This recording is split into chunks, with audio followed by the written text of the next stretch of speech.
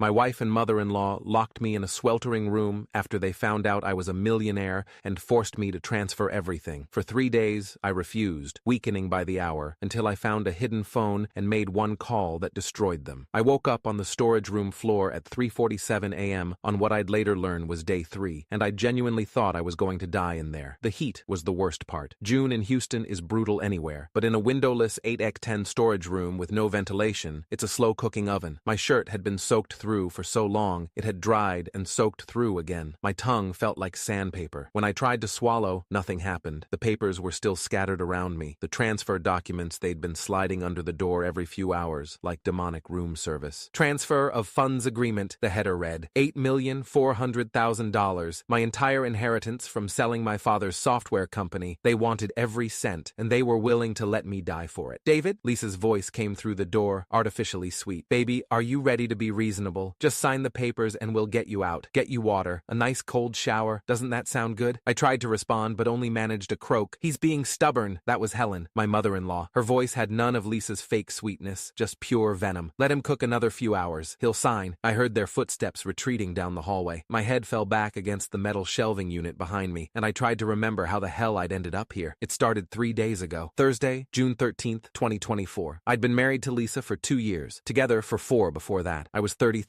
She was 31. We'd met at a coffee shop in Rice Village, one of those meet cutes that felt like destiny. She'd grabbed my oat milk latte by mistake. I'd grabbed her vanilla cold brew. We'd both taken a sip at the same time and made identical, disgusted faces. We'd laughed, traded drinks, traded numbers. She was beautiful, funny, ambitious, a marketing manager at a mid-size firm downtown. I was a software engineer at a startup that was going nowhere fast. The first year was good, really good. We moved in together after 6 months, got engaged after 18, married at a small ceremony at her mother's country club. That's when things started to change. It was subtle at first, little comments. You really think that shirt goes with those pants? My friends' husbands make 6 figures. When are you going to take your career seriously? We need to think about our future, David. We can't live like broke college kids forever. Then her mother moved to Houston. Helen had been living in Dallas, far enough away that I'd only met her a handful of times before the wedding. She was recently divorced, for the 3rd time, I later learned, and needed family support during this difficult transition. Translation, she was broke and needed somewhere to land. Lisa insisted Helen move in with us, just temporarily, she'd said, until she gets back on her feet. That was 14 months ago. Helen never left, and Lisa never asked her to. Instead, our apartment became Helen's domain. She redecorated, criticized my cooking, made passive-aggressive comments about how I didn't contribute enough to the household. I was contributing plenty. My salary, $87,000 a year, went straight into our joint account. Lisa managed the finances, gave me a weekly allowance of $200 for gas and lunch, said we needed to save aggressively for a house. I thought it was reasonable, responsible even. I didn't know she was draining our savings to pay for Helen's shopping sprees and spa days. I found out by accident in March. A credit card statement came to my work email instead of Lisa's. $14,000 at Neiman Marcus, $8,000 at a plastic surgery clinic, $3,500 at a resort in Cancun, all on our card, all while I was eating ramen for lunch to save money. When I confronted Lisa, she cried, said Helen had been depressed, said the shopping was retail therapy, said the surgery was medically necessary. A lie. It was Botox and fillers. Said I was being cruel and unsupportive. I backed down. Like an idiot, I backed down. But I also did something else. Something I didn't tell Lisa about. I started hiding money. Not from the joint account. I couldn't touch that without her noticing. But I had a separate account from before we were married. One that still got random deposits from freelance consulting work I'd done years ago. Small amounts. $200 here. $500 there. I stopped mentioning those deposits. Started letting them accumulate. And I did something else too. Something that would save my life 3 months later. I installed cameras, 4 of them, hidden in smoke detectors, wall clocks, a phone charger, throughout the apartment, living room, kitchen, master bedroom, Helen's room. I told myself it was just insurance, protection in case things got worse. I had no idea how much worse they'd get. Then came my father's death. Dad had built a small software company in the 90s. Nothing massive, but solid. B2B logistics management. Boring but profitable. He'd retired 5 years ago and left the company in the hands of a management team. When he died in April, sudden heart attack at 68, I inherited his shares. 51% ownership. The board immediately made an offer to buy me out. They didn't want an outsider with controlling interest, even if that outsider was the founder's son. Their offer, $8.4 million. I said yes, but I didn't tell Lisa. I know how that sounds. Your wife should know about an $8 million windfall, right? You should celebrate together, plan together, build a future together. Except I'd spent the past year watching Lisa and Helen bleed me dry, watching them live like queens while I lived like a broke grad student, listening to them call me a loser, a deadweight, someone who didn't didn't contribute enough, so I kept it quiet. I set up a separate account at a different bank, had all the documentation sent to my work address, told the lawyers to keep everything confidential. I also did one more thing. I called a family law attorney, just for a consultation, just to understand my options. Do you have a prenup? The lawyer had asked. Yes, I'd said. Lisa had insisted on it, actually. Her idea, not mine. She'd had me sign it a week before the wedding, said her mother insisted, because you never know what could happen. At the time, I'd thought it was pessimistic but harmless. Good, the attorney said. And this inheritance, it came after the marriage? Yes. In Texas, that's separate property, not community property. Even without a prenup, she wouldn't have a claim to it. With a prenup that presumably protects premarital and inherited assets, she definitely doesn't. I'd thanked him and left, relieved, protected, but I still didn't tell Lisa about the money. Some instinct, some deep animal survival instinct, told me to wait, to see what would happen. 3 weeks later, that instinct saved my life. Thursday, June 13th, 6:42 p.m. I came home from work to find Lisa and Helen sitting at the kitchen table with papers spread out in front of them. Bank statements, legal documents, my bank statements, from the account I'd opened for the inheritance. My stomach dropped. What's this? Lisa asked. Her voice was very calm. Too calm. Where did you get those? I found them in your car, in the glove compartment. She smiled, but it didn't reach her eyes. $8 million, David? And you didn't think to mention it? My mind raced. I had been careful. So careful. I never brought documents home, never left my laptop unlocked. How the hell? Then I remembered. Yesterday, I'd printed something at work, a summary statement the bank had requested I review. I'd meant to shred it at the office, but had gotten pulled into a meeting. Tossed it in my car to deal with later. Stupid. So fucking stupid. I was going to tell you, I said carefully. When? Helen stood up. Her face was flushed, her voice shrill. When were you planning to tell your wife you were a millionaire? While she's been struggling to pay bills? While we've been living paycheck to paycheck? We haven't been struggling. Don't lie! Helen screamed. We've had to sacrifice everything while you've been sitting on a fortune. Sacrifice. Right. The woman who'd spent $14,000 at Neiman Marcus was talking about sacrifice. That money is mine, I said quietly. It's inheritance from my father. You're married. Lisa's calm had evaporated. What's yours is mine. That's how marriage works. Not in Texas. Not with inheritance. Not with the prenup you made me sign. Her face changed. Something flickered behind her eyes. Surprise. Then calculation. Then rage. That prenup was for your protection, she said. To protect your pathetic little savings account. Not millions of dollars. It protects all premarital and inherited assets. Your lawyer wrote it. You should have read it more carefully. Helen moved closer. There was something predatory in her posture. You're going to share that money. We're family. I'll think about it. You'll think about it? Lisa's voice went dangerously soft. David, you're going to transfer half that money into our joint account. Today. Right now. No, I'm not. Yes, you are. Lisa, this is my inheritance. My father's life's work. I'm not just handing it over. We've supported you for 2 years, she shrieked. Fed you, given you a place to live, and this is how you repay us? I've been paying all the bills. I've been... Helen's hand cracked across my face. Hard. I stumbled back, more from shock than force. My cheek burned. You ungrateful little shit, Helen hissed.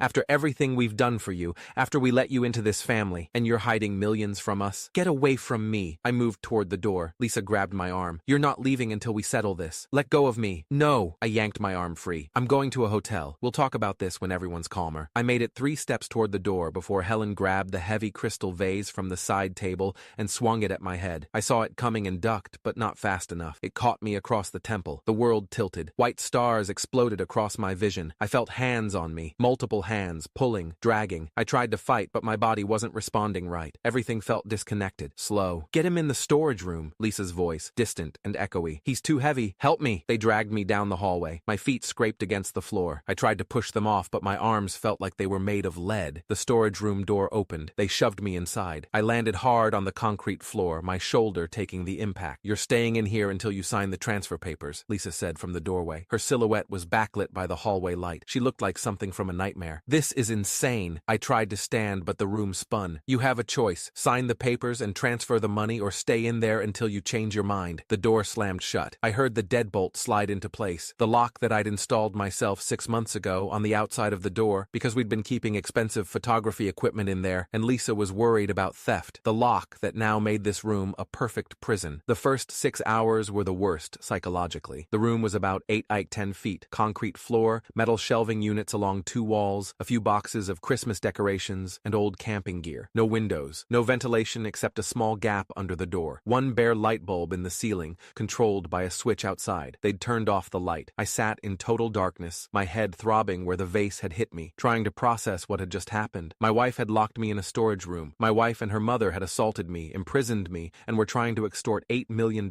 from me. This couldn't be real. This couldn't be happening. I pounded on the the door. Lisa, let me out! We can talk about this. No response. Lisa! Nothing. I kept pounding until my hands were sore, screaming until my throat was raw. They didn't come. Around midnight, I heard footsteps. The slot at the bottom of the door, the gap that was maybe 2 inches high, suddenly brightened as they turned on the hallway light. Papers slid under the door. Sign these, Helen's voice said. Transfer the money, then we'll let you out. I picked up the papers in the dark, felt the shapes and weight of them. Legal documents, multiple pages. I'm not signing anything, I yelled. Then you're staying in there. You can't keep me locked in here. This is illegal. This is kidnapping. No one knows you're here, Helen said calmly. I called your office and said you had a family emergency. You'll be out for a few days. And Lisa called your friends and said you went on a fishing trip. By the time anyone wonders where you are, you'll have signed the papers. The footsteps retreated. I was alone in the dark again. Day 2 was when the heat started. Houston in June is brutal. Temperatures regularly hit 95-100 degrees. Our apartment had central AC, but the storage room was on an exterior wall, poorly insulated, and the AC vent had been blocked off years ago to save energy. By 10 a.m., the room felt like an oven. By noon, I'd stripped down to my boxers and was still drenched in sweat. By 2 p.m., I was struggling to think clearly. They'd given me water, one 16-ounce bottle that they'd slid under the door around 8 a.m. I'd rationed it carefully, taking tiny sips. By 3 p.m., it was gone. My mouth felt like it was full of cotton. My lips were cracked. My head pounded with a dehydration headache that made the vase injury feel like a love tap by comparison. Papers slid under the door again at 4 p.m. Just sign, David, Lisa said. Her voice was softer now, almost kind. I know you're miserable in there. I know you're hot and thirsty. This can all end. Just sign the papers. We'll let you out. We'll get you water, a cold shower, some food. We can all be happy. With my money, I croaked. Our money, Helen screamed from farther down the hall. You're married. What's yours is hers. That's the law. It wasn't the law. Not in Texas. Not with inheritance. Not with our prenup. But I didn't waste my breath arguing. I'm not signing, I said. Then you're not eating, Lisa replied. We'll check on you tomorrow. Tomorrow. God help me. That night was endless. The heat didn't dissipate when the sun went down. The walls and concrete floor had absorbed the day's warmth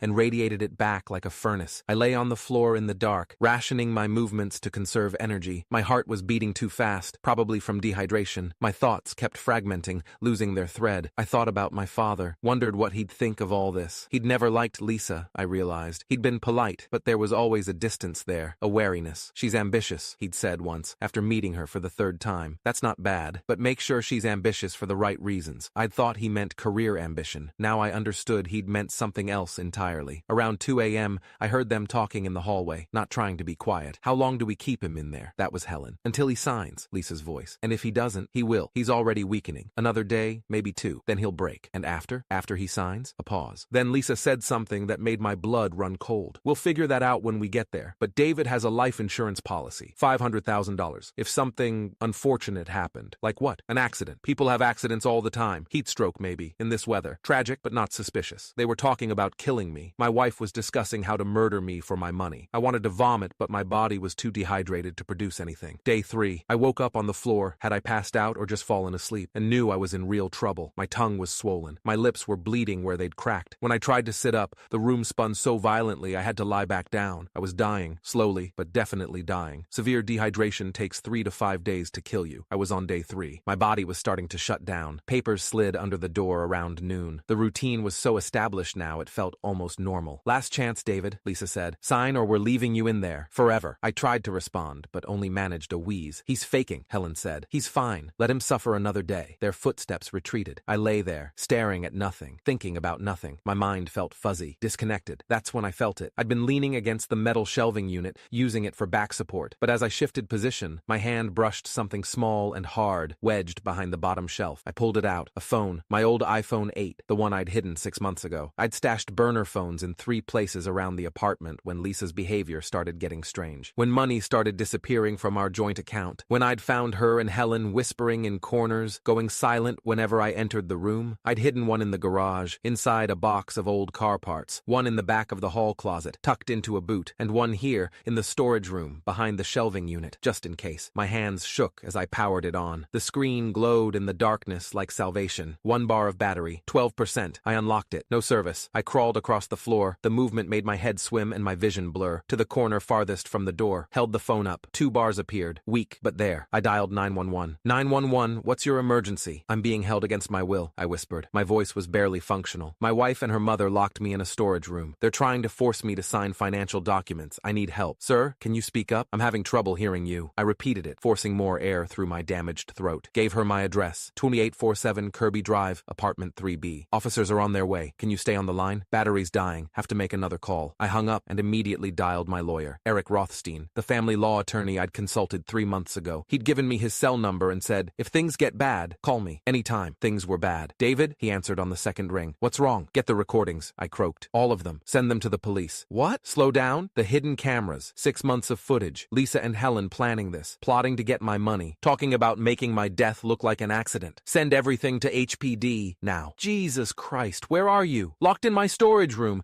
Been here 3 days. They're trying to force me to sign transfer papers. Police are coming. I need the recordings as evidence. Already pulling them up. David, hang on. Help is coming. The battery meter dropped to 5%. Call is ending. Battery dying. Please, I've got it. The recordings are uploading to a secure server and I'm sending links to HPD right now. You're going to be okay. The phone died. I lay back on the floor, the dead phone still clutched in my hand, and waited. I heard the sirens at 3:47 p.m. Faint at first, then louder. Multiple vehicles. Then I heard Lisa panicking in the living room. Oh my God. Oh my God. What do we do? Stay calm. Helen's voice, trying to sound authoritative but with a manic edge. We say he locked himself in. We've been trying to get him out, but he won't let us. They're going to ask questions, so we answer them. We're the victims here. He's the one hiding money. We have rights. Heavy pounding on the front door. Houston police, open up. Coming. Lisa's voice went high and fake sweet, the tone she used with customer service people and her boss. I'm coming. The door opened. Ma'am, we received a 911 call about someone being held against their will at this address. That's ridiculous. Lisa's performance was in full swing. My husband, he's just upset about a family disagreement. He locked himself in our storage room. We've been trying to talk to him, trying to get him to come out, but he's being irrational. Where is the storage room? Down the hall, but footsteps. Multiple officers. Coming closer. Ma'am, why is the deadbolt on the outside of the door? Silence. And why are there papers slid underneath? Financial documents? We were just, he wanted to, it's complicated. Step aside. We're opening this door. You can't just, ma'am, step aside, or I'll place you under arrest for obstruction. The deadbolt clicked. The door swung open. Light flooded in. I squinted against it, raising one hand weakly to shield my eyes. 2 officers filled the doorway. A woman, maybe 40, with her hand on her weapon. A younger guy, mid-20s, whose expression went from cautious to horrified in half a second. Jesus Christ, the younger one breathed. Martinez, get the paramedics in here now. The female officer, Martinez apparently, knelt beside me. Sir, can you hear me? Can you tell me your name? David, I croaked. David Stanton. Locked. 3 days. Jesus. Okay, David, help is coming. Just stay still. More footsteps pounding down the hall. Paramedics with a stretcher, a tackle box of medical supplies,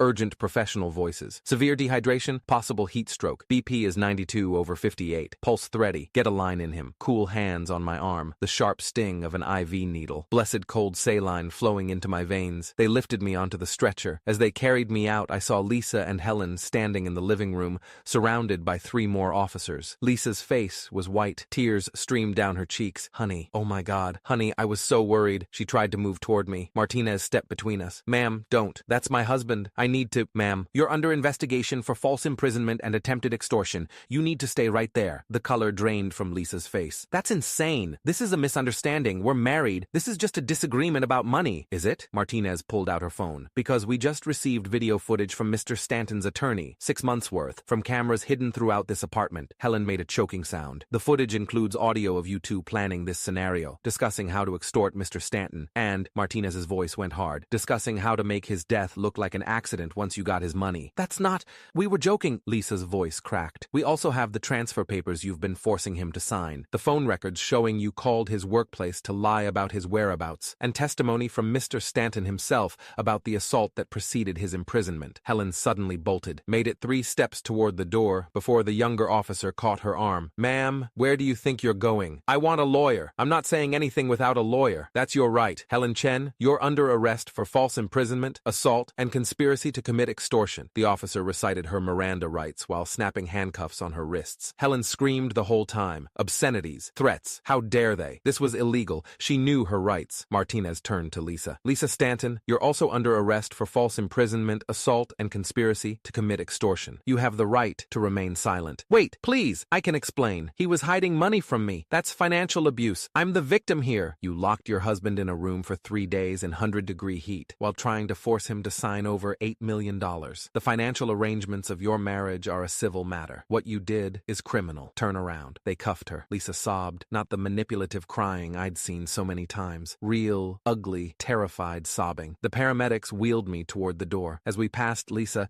she looked up at me, mascara streaming streaming down her face. David, please, tell them it was a mistake, that we just needed to talk. Please. I looked at her. This woman I'd loved, this woman I'd married, this woman who'd locked me in a room to die. You locked me in a room to die, I said quietly. For money. That's all you wanted. That's all I ever was to you. A piggy bank. That's not true. I love you. No, you don't. Because people who love each other don't let each other die of dehydration in a storage room. They just don't. The paramedics kept moving. Lisa's sobs followed me all the way out to the ambulance. At Memorial Hermann Hospital, they put me in a private room and hooked me up to multiple IV bags. Dr. Sarah Kaplan, an emergency medicine physician with 15 years experience according to the ID badge clipped to her scrubs, examined me thoroughly. You're severely dehydrated, she said. Your core temperature is 102.4. You are on the edge of heat stroke. Your kidney function is compromised. Your electrolytes are dangerously out of balance. Another 12 hours and you'd be looking at organ failure. How long until I'm okay? We'll keep you at least 24 hours. You need IV fluids, electrolyte replacement, and monitoring. You're lucky you got out when you did. I know. My phone, my actual phone, not the burner, had been recovered from my car by the police. They'd brought it to the hospital along with my wallet and keys. I had 73 missed calls, most from Lisa's number, some from Helen's, several from unknown numbers that were probably their friends or lawyers. I blocked them all. Eric Rothstein arrived at 7:15 p.m. with a laptop bag and a briefcase full of documents. You look like hell, he said, pulling up a chair. Feel like it too. Good news. The police have everything. All 6 months of video footage, audio of Lisa and Helen plotting, discussion of the accident they were planning, the assault caught on camera, everything. And the bad news? There's no bad news. This is as open and shut as cases get. They're being charged with false imprisonment in the first degree, aggravated assault, and conspiracy to commit theft by extortion. They're looking at serious prison time. How much? False imprisonment in the first degree can be 2 to 20 years. Aggravated assault is another 2 to 20. The extortion charge adds more time. Realistically, they're looking at 7 to 15 years. Each 7 to 15 years. I should have felt satisfaction, vindication, justice. Instead, I just felt empty. I also took the liberty of filing divorce papers on your behalf, Eric continued, citing abandonment, assault, and fraud. With the prenup protecting your inheritance and separate property, Lisa's entitled to exactly nothing. She signed away all claims to your premarital and inherited assets. She'll get half of community property, which is basically just whatever was in your joint account, about $2,300. That's it? That's it. The house, cars, any debts, all community property gets split. But your $8 million? Untouchable. I laughed. It hurt my throat. She destroyed her life for money she never had any legal claim to. Greed makes people stupid, and desperate people make fatal mistakes. What about Helen? She's not your wife, so she gets nothing in the divorce. But she's facing the same criminal charges. She's also got 3 prior domestic disturbance calls on her record from previous marriages. The DA is going to crush her. Good. Eric opened his laptop. I need to show you something. The cameras caught more than just the imprisonment. Look at this footage from April 15th. He turned the screen toward me. Security footage from the camera hidden in the living room wall clock. Lisa and Helen sitting on the couch drinking wine,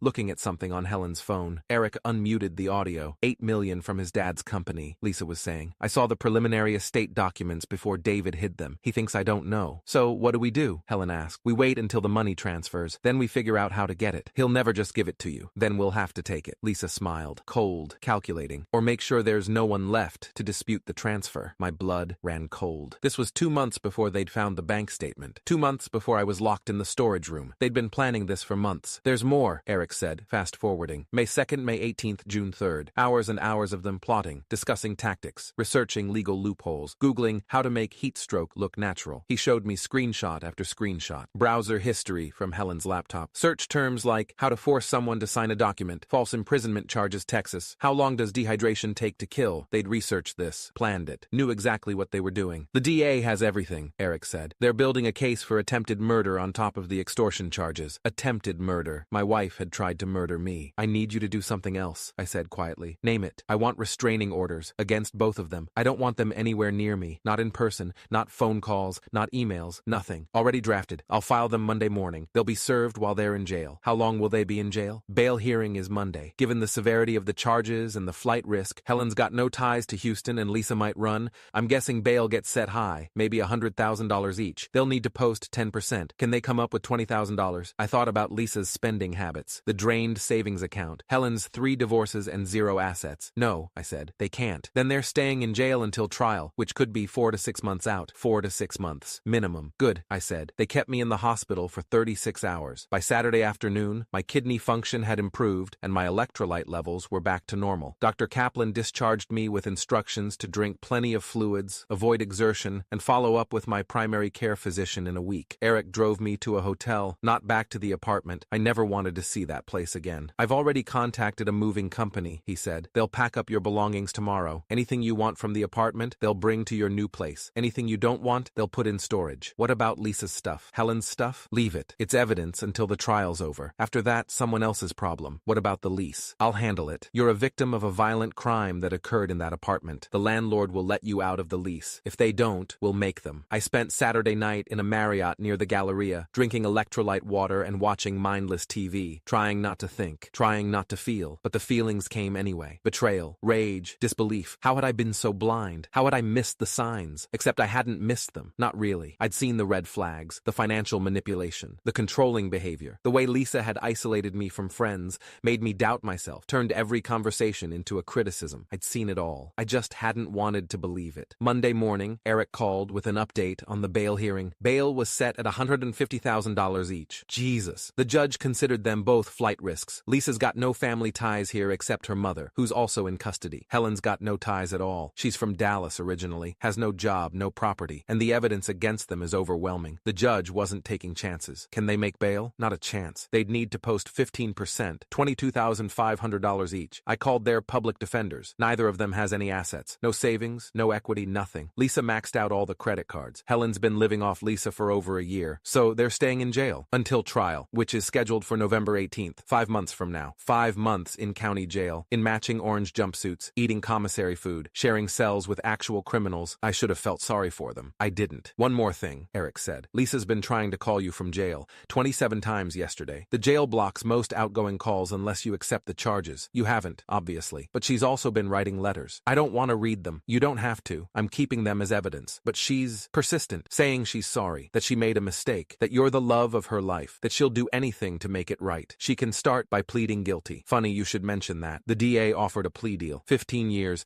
eligible for parole after 7. Both of them. They rejected it. What? They think they can win at trial, or at least get a better deal. Their lawyers are arguing that this was a domestic dispute that got out of hand, that there was no intent to seriously harm you, that the recordings are taken out of context. I was locked in a room for 3 days with no food or water while they discussed letting me die of heat stroke. I know. The jury will know too. Their defense is not strong. The trial happened in November, just like scheduled. I sat in the courtroom every day for 2 weeks, watching the prosecution dismantle Lisa and Helen's defense piece by piece. The video evidence was damning. Months of footage showing them plotting. Audio of them discussing my accident. The Google searches for how to make heat stroke look natural. The transfer papers they'd drawn up. The bank records showing their financial desperation. The prosecution called expert witnesses. Dr. Kaplan testified about my medical condition when I arrived at the hospital, how close I'd been to organ failure. A forensics expert explained how the heat in that storage room could have killed me in another 12 to 24 hours. A psychologist discussed the trauma of false imprisonment and the manipulation tactics Lisa and Helen had used. They called Mrs. Chen, my next-door neighbor, who testified that she'd heard shouting from my apartment the night I was locked up, that she'd seen Helen coming and going with shopping bags despite claiming they had no money, that Lisa had told her I was out of town on business when she'd asked about me. They called my work supervisor, who testified that Helen had called Friday morning, claiming I had a family emergency and would be out all week, directly contradicting Lisa's story that I'd told them about a fishing trip, and they called me. I spent 4 hours on the stand, told the jury everything. The financial control, the manipulation, the cameras I'd hidden because I'd felt unsafe in my own home, finding the bank statement in my car, the assault, the imprisonment, the dehydration and heat, the phone that saved my life. Lisa's attorney tried to paint me as paranoid, controlling, someone who'd hidden cameras to spy on his innocent wife. The prosecution showed the jury 6 months of footage. Let them see exactly what I'd been spying on. Let them hear Lisa and Helen's own words. The jury deliberated for 3 hours, guilty on all counts, both of them. Sentencing was 2 weeks later. Judge Patricia Hernandez, 63 years old, 30 years on the bench, known for being tough but fair, looked at Lisa and Helen with open disgust. The evidence in this case, she said, shows a level of premeditation and cruelty that is truly shocking. You didn't just imprison Mr. Stanton, you tortured him. You brought him to the brink of death, and you did it not out of passion or temporary anger, but out of cold, calculated greed. She sentenced Lisa to 18 years in prison. Helen got 20. Her prior record and the fact that she'd physically assaulted me first made her sentence longer. Lisa sobbed. Helen screamed. Their public defenders filed notice of appeal on the spot, but Eric said it wouldn't go anywhere. The evidence was too overwhelming, the trial too clean. They were going to prison for a long, long time. A year later, I sold my father's company shares that I'd kept in reserve. Another $3.2 million. Donated $1 million to domestic violence organizations in Texas. Put another $1 million in a trust for my future kids if I ever have any. Use the rest to buy a house in the Heights. Nothing huge. Just 3 bedrooms, a yard, a garage, space to breathe. I'm seeing a therapist twice a week. Dr. Jennifer Martinez, licensed clinical psychologist, 15 years specializing in trauma. She's helping me process everything. The betrayal, the fear, the anger. Some days are better than others. I don't date. Can't even imagine trusting someone enough to let them that close. Maybe someday, not today. Eric says Lisa keeps writing me letters from prison. I haven't read a single one. He keeps them in a file in his office, just in case. Evidence for the appeals process, he says. I hope I never have to see them.